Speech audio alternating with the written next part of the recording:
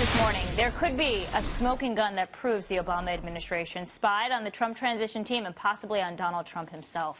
A source telling Fox News that the House Intelligence Committee will get that information, and they'll get it this week. What are the implications of this? Let's bring in Brad Blakeman, former Deputy Assistant to President George W. Bush. Good morning again. Good morning.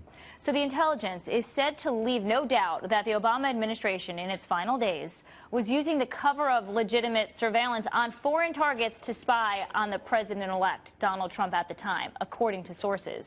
Is this a turning point in this story? It could be, and if this is true, it goes from bad to worse. Look, it's already bad. The fact is that Trump associates got caught up incidentally in foreign intelligence. And when Americans are incidental to the collection, their identities are supposed to be protected. They weren't. They were leaked and exposed. That is a crime. So the FBI, if they can find the Super Bowl Brady jersey in Mexico, they should be able to find the leakers of classified information exposing Americans, which is a violation of law. Well, the National Security Agency is expected to produce documents to the committee by today. And if there is a smoking gun in those documents, what happens next? What happens next is there needs to be a grand jury impaneled, and the Justice Department needs to get onto this, because the Obama administration, if true, would have used foreign intelligence as a tool to actually spy on Americans, worse, on a president-elect or a campaign. That's beyond the pale, and somebody would have had to order it. And then, of course, FISA orders would have had to be fraudulently produced before a judge. This is a big deal if true. Why aren't they focusing on the leakers?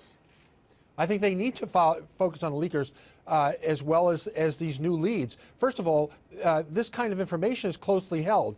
We know who had this information. The question is who exposed the information. And the FBI should be all over this in the Justice Department. Well, the Democrats blasted House Intelligence Chair Devin Nunes for not coming first to the Intelligence Committee with the information, but he felt compelled to tell President Donald Trump who was right. Well, the chairman was right. Obviously, he felt compelled because the information he was privy to was beyond the pale, something he's never seen before. And the fact is that if exposed and if true, this could be very, very damaging, not only to our national security and to those affected, but also to the integrity of the intelligence services itself. Look, we have 17 separate and distinct intelligence services. Many of the things that they do overlap. And there are fiefdoms created by these agencies. They're emboldened.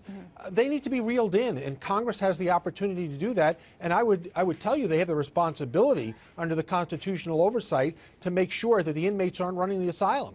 Yes or no, is Nunes the right person to lead this investigation? At this point, yes. And if this kind of information proves to be true, then I think we need to turn it over to a special investigator. Brad Blakeman, thank you so much. Have a beautiful weekend. You too.